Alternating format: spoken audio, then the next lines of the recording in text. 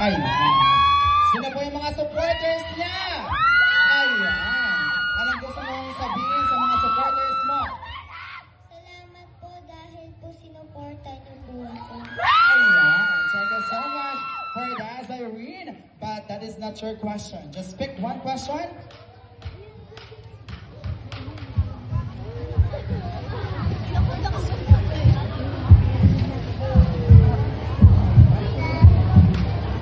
Okay.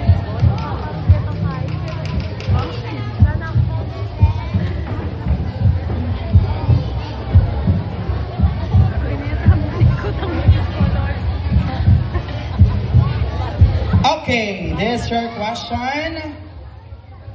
Zerine, sa iyong palagay, ano ang dapat ang laging kinakain ng isang batang kagaya mo?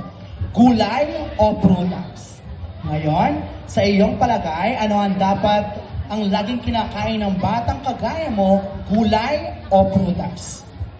Magkaprehas po. Kapareho po silang mas sustansya at malusog sa katawan. Para po lagi po tayong healthy, nakakapagbigay ng lakas sa katawan. Thank you.